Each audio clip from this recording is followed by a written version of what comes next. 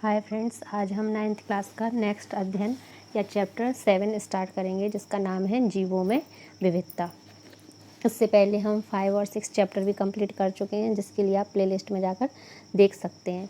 तो ये जीवों में विविधता, तो जीवों के बारे में पढ़ेंगे हम। लिविंग बींग्स बोलते हैं जिनको। उसमें विविधता का मतलब क्या होता है, विविधता का अर्थ क्या होता है, तो हम सिंपल भाषा में बोलेंगे तो विविधता का मतलब होता है भिन्नता या अंतर होना। भिन्नता या अंतर, ये होता है विविधता। तो विविधता का अर्थ भिन्नता व अंतर होता है। हमारी पृथ्वी पर भी लाखों जीव पाए जाते हैं, जिनमें अलग अलग भिन्नताएं देखने को मिलती हैं। अगर भिन्नताएं नहीं होती तो दो जीव आपस में अलग भी दिखाई नहीं देते। तो सभी जो जीव पाए जाते हैं उनमें भिन्नताएं बहुत सी होती हैं। जैसे कि आपने देखा होगा कि बैक्टीरिया होता है, वो साइज़ में कैसा होता है, बहुत छोटा होता है। उसी तरीके से वो भी जीव है, और ब्लू व्हेल देखी होगी, वो आकार में बहुत बड़ी होती है, वो भी जीव है। तो इन दोनों जीवों में भिन्नता देखी गई। किसके आकार पर? उसके आकार, उसके शरीर का आकार कैसा है, उस आकार के जो लक्षण है आकार उसका एक, उसके आधार पर उसको दो भागों में बांट दिया, एक बड़े आकार वाले और एक छोटे आकार वाले। तो ये भिन्नताएं देखने को मिलती हैं, तो इसी को विविधता कहते हैं। ऐसी कई विविधताएं हमें देखने को मिलती हैं। जैसे कि देखो, जीवन काल, कुछ लक्षणों के आधार पर हम भिन्नता को डेडिकेट करते हैं या इंडिकेट करते हैं। तो जो भिन्नता होती है वो कैसे पता चलेगी? अंतर दिखाई देगा, हमें भिन्नताएं दिखाई देंगी, तो वो उसी को हम विविधता बोलते हैं। जैसे अभी हमने साइज के आकार पर बताया आपको, बैक्टीरिया साइज़ में बहुत छोटा और ब्लू व्हेल आकार में बहुत बड़ी होती है। उसी तरह से जैसे कि जीवन काल, कोई हमने एक लक्षण ले लिया जीवों का, जीवन काल, उनकी जीवन अवधि कितनी है उस आधार पर। तो कुछ जीव जल्दी मरते हैं, कुछ अधिक समय तक जीवित रहते हैं, जिनका जीवन काल हजारों सालों तक होता है, और कुछ बहुत जल्दी मर जाते हैं। जैसे कि मच्छर, वो भी सजीव में आता है, सजीव में आएंगे मच्छर, और वृक्ष भी सजीव में आते हैं। तो मच्छर बहुत जल्दी मर जाता है। इसकी अपेक्षा जब जीवन काल में देखेंगे तो हजारों वर्षों तक एक चीड़ का वृक्ष जो रहता है वो हजारों वर्षों तक क्या है, जिंदा रहता है या खड़ा रहता है, वो टूटता नहीं है, मुरझाता नहीं है। तो उसकी वृक्ष की आयु कैसी होती है, बहुत लंबी होती है। तो इस आधार पर क्या हो जाएगा, जीवन अवधि के आधार पर दोनों में अंतर देखा जाता है। तो जो विविधता पाई जाती है वो कुछ एक विशेष प्रकार के लक्षणों को लेकर देखी जाती है। देखो ये क्या लिखा है यहाँ पर, क्या आपने कभी सोचा है कि हमारे चारों ओर कितने प्रकार के जीव समूह पाए जाते हैं? सभी जीवधारी एक दूसरे से किसी न किसी रूप में भिन्न हैं। आप स्वयं को और अपने एक मित्र को ही ले लीजिए, क्या दोनों की लंबाई एक समान है? क्या आपकी नाक बिल्कुल अपने मित्र के जैसी है? तो देखो, हम जब दो लोगों को कंपेयर करते हैं तो हम दोनों भी एक जैसे नहीं होते, हम में कुछ ना कुछ अंतर पाया जाता है। हमारा और हमारा फ्रेंड, हम दोनों एक दूसरे से सेम नहीं हैं, हम में अंतर पाया जाता है। तो ये विभिन्नताएं, कुछ जीव रंगहीन भी होते हैं, कुछ पारदर्शी होते हैं, कुछ रंगीन होते हैं। इस प्रकार हमारे आसपास पाए जाने वाले जीवों में बहुत सारी विभिन्नताएं हमें देखने को मिलती हैं। इन विभिन्नताओं का अध्ययन ही वैज्ञानिक रूप से क्या कहलाता है, वर्गीकरण कहलाता है। तो क्या है, विभिन्नताओं को या विविधता को समझने के लिए वर्गीकरण किया जाता है। वर्गीकरण क्या होता है, वर्गीकरण में समूह बनाए जाते हैं, बहुत सारी एक जैसे लक्षणों वालों को अलग रख देते हैं, और अलग जिसके लक्षण सेम नहीं है उनको अलग रख देते हैं। तो लक्षणों के समूह बना लिए जाते हैं, फिर उनको वर्गीकृत किया जाता है। तो वर्गीकरण में जीवों के लक्षणों की समानता तथा विभिन्नता के आधार पर जीवों के समूह बनाकर वर्गीकरण किया जाता है, या इसी को क्या कहते हैं, वर्गीकरण करना कहते हैं। वर्गीकरण से हम किसी भी चीज़ को आसानी से पढ़ सकते हैं। जब किसी चीज़ को मिक्स करके पढ़ते हैं तो हमें समझ नहीं आता। जैसे कि हमने पढ़ लिया कि जीव के बारे में पढ़ा, जैसे हमने सजीव के बारे में, सजीव, अब सजीव में तो बहुत आते हैं ना, देखो पेड़ पौधे भी आएंगे, मानव भी सजीव में ही आता है, और बैक्टीरिया वगैरह भी सजीव में आते हैं। अब देखो, अब हमने मानव की संख्या पढ़ ली, पेड़ की पढ़ ली, ये सारे एक साथ में पढ़ लिए तो हम भूल जाएंगे। पर अब पेड़ में भी स्पेशली किस पेड़ की है, लंबे वाले, लंबाई में जो है, उन पेड़ों को अलग रख लिया, बौने पेड़ों को अलग रख लिए, जो हमने अलग अलग ग्रुप बना दिए। तो ऐसे करके हमें जल्दी समझ में आ जाता है। इसके बाद हम एक और एग्जाम्पल देखते हैं, जैसे कि पाठ्य सामग्री ली। वर्गीकरण को हम समझा रहे हैं, क्या होता है वर्गीकरण। आपने कोई पाठ्य सामग्री ली, पाठ्य सामग्री मतलब स्टडी मटेरियल, पाठ्य सामग्री ली। अब आपने जब पाठ्य सामग्री ली तो उसमें पाठ्य सामग्री में आप क्या देखोगे, क्या क्या आता है, कॉपी, किताबें, पेन। तो हमने कॉपी और किताबें ले ली। तो देखो, ये आ जाएंगी किताबें और ये हो जाएंगी कॉपी। ठीक है, अब किताबें भी हमने अलग अलग ग्रुप बना देंगे। देखो किताबें भी हमारे पास किस किस की है, सामाजिक विज्ञान की है, विज्ञान और हिंदी। जिस समूह में बांटना यही वर्गीकरण कहलाता है। अभी भी आपको दिक्कत हो रही है कि सामाजिक विज्ञान में भी बहुत सारे सब्जेक्ट होते हैं ना, 3 सब्जेक्ट होते हैं सामाजिक विज्ञान में, नागरिक शास्त्र, भूगोल और इतिहास। उसी तरह हिंदी में भी 2 हो जाएंगे, गद्य और पद्य। तो ये जो वर्गीकरण है, आप इसी को क्या कहते हैं, वर्गीकरण कहते हैं। अब आपको सामाजिक विज्ञान में भी नागरिक शास्त्र की किताब याद रखना है, तो आपको अच्छे से याद रहेगा कि ये किताब के ही समूह है। किताब को 3 समूह में बांटा गया, उसमें से सामाजिक विज्ञान की किताब है नागरिक शास्त्र की। तो नागरिक शास्त्र किस में आता है, सामाजिक विज्ञान के समूह में आता है, और सामाजिक विज्ञान एक किताब है। तो आपको कॉपी का कुछ पढ़ना ही नहीं है इसमें। ऐसे इस तरीके से हम कहते हैं ये वर्गीकरण होता है। इसमें स्पेशली सारी चीज़ों को हम अलग अलग रख के समूह को अच्छे से याद कर सकते हैं, कंठस्थ कर सकते हैं। हिंदी में गद्य पद आता है। अब गद्य पद को आप सामाजिक विज्ञान में नहीं लिख सकते क्योंकि वो हिंदी का हिस्सा है, इसलिए हिंदी के अंदर आएगा। तो ये तो हो गया हमारा वर्गीकरण। इस प्रकार लक्षणों के आधार पर हम अलग अलग समान लक्षण वाले समूह बनाते हैं, जिससे अध्ययन में आसानी होती है। ठीक है, तो वर्गीकरण आपको समझ में आया इतना कि वर्गीकरण होता क्या है।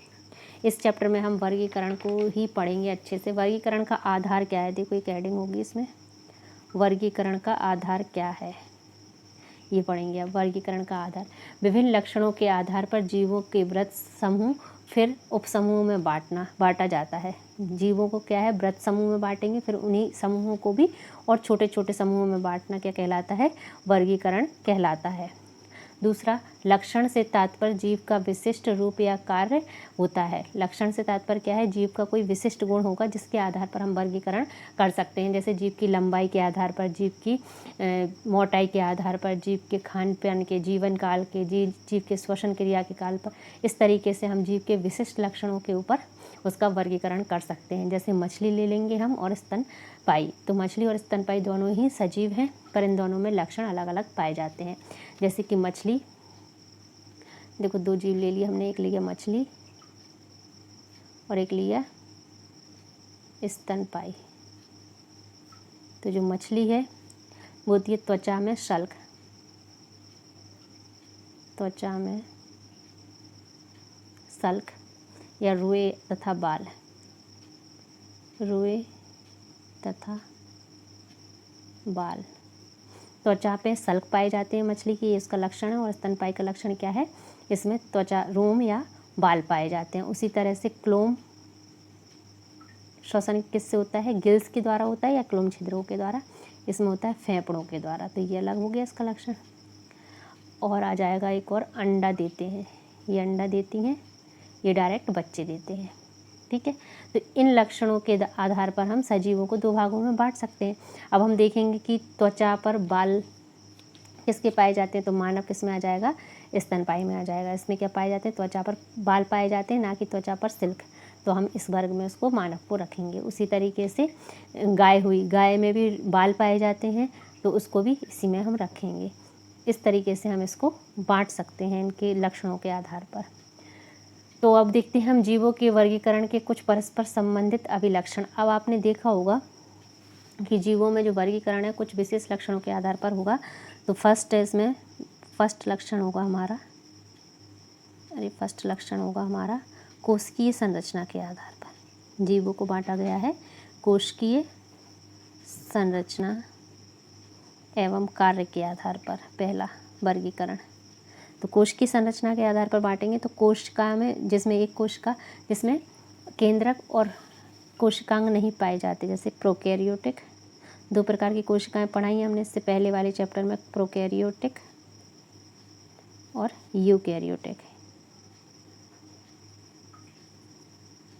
तो प्रोकैरियोटिक क्या होते हैं हम पढ़ा चुके हैं, फिर भी एक बार बता दूं, इसमें ना तो केंद्रक पाया जाएगा, केंद्रक और कोशिकांग दोनों क्या होते हैं, एब्सेंट होते हैं, जबकि इसमें दोनों क्या होते हैं, प्रेजेंट होते हैं। ठीक है, इसी तरीके से एक और आधार मान के करते हैं। जैसे अभी कोश की संरचना के आधार पर करेंगे तो हम देखेंगे कि कौन सा जीव प्रोकैरियोटिक है और कौन सा जीव यूकैरियोटिक है, जिसमें आपका केंद्रक और कोशिकांग पाए जाएंगे। वो कैसे हो जाएंगे?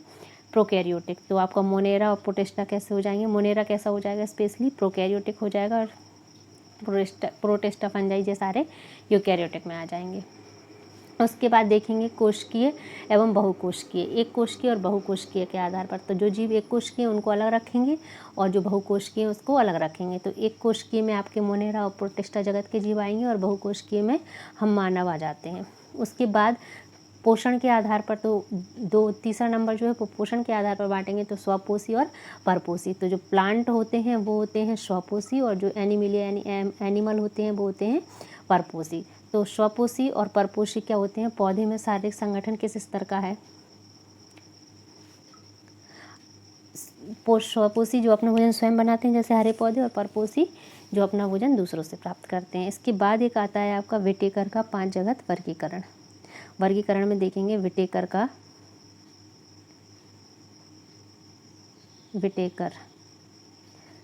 5 जगत वर्गीकरण। तो 5 जगत में इनने बांटा था विटेकर ने सजीवों को। तो पहला जगत था, इनने मोनेरा रखा था। दूसरे जगत का नाम था प्रोटिस्टा।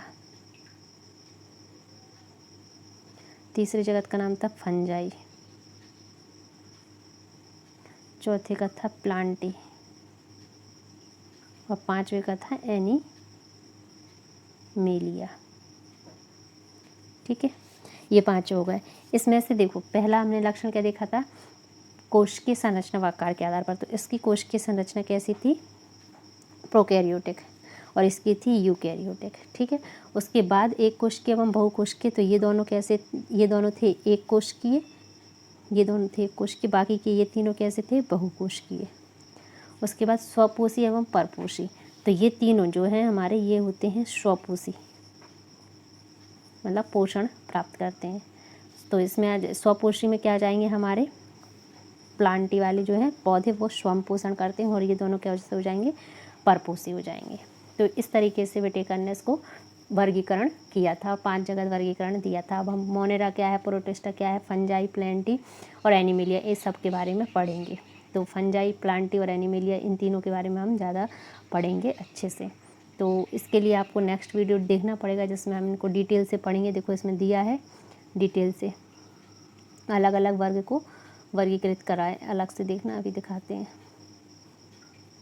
वर्गीकरण समूह का पदक्रम देखो ऐसे रखते हैं, पहले वर्ग में, फिर गण, फिर क्या होता है? ऑर्डर। देखो वर्ग, जगत, वर्ग, गण, कुल, वंश और जाति, इस तरीके से इसको बांटा जाएगा। देखो फिर ये डिटेल में दिया है मोनेरा में क्या पढ़ना है हमें, अभी हमने बताया था ये कैसे होते हैं? प्रोकैरियोटिक होते हैं। देखो मोनेरा इन जीवों में ना तो संगठित केंद्रक होता है और ना कोशिकांग होते हैं। तो ये कैसे होंगे? प्रोकैरियोटिक होंगे। और ना ही इनके शरीर बहुकोशिकीय होता है। मैंने बताया ये कैसे होते हैं? एक कोशिकीय होते हैं। इनमें पाई जाने वाली विविधता अन्य लक्षणों पर निर्भर करती है। इनमें से कुछ में कोशिका भित्ति पाई जाती है, कुछ में नहीं। कोशिका भित्ति होने या ना होने के कारण मोनेरा वर्ग के जीवों की शारीरिक संरचना में आए परिवर्तन तुलनात्मक और बहुकोशिकीय जीवों में हुए कोशिका भित्ति होने के कारण या ना होने के कारण आए परिवर्तन में भिन्नता पाई जाती है। तो इस तरीके से हम मोनेरा पढ़ेंगे, फिर फंजाई, फिर प्लांटी, ये सारे दिए हैं, इनको हम पढ़ेंगे। देखो ये बांटा गया है जीवधारियों को, प्रोकैरियोटिक, यूकैरियोटिक, मैंने बताया एक कोश की बहुकोश की भी बता दिया। उसके बाद ये दिया है भोजन के आधार पर 5 जगत वर्गीकरण, फंजाई, प्रकाश संश्लेषण प्लांटी में होता है। इस तरीके से हम इसको डिटेल में पूरा पढ़ेंगे। देखो ब्रायोफाइट, ये पादपों का वर्गीकरण, ये बाद में पढ़ेंगे, पहले हम यहाँ तक पढ़ेंगे। तो इसके लिए आपको हमारा नेक्स्ट वीडियो देखना पड़ेगा, जिसमें हम इस वर्गीकरण को अच्छे से एक्सप्लेन करेंगे। वीडियो पसंद आया हो तो लाइक और सब्सक्राइब जरूर कीजिए। Thank you.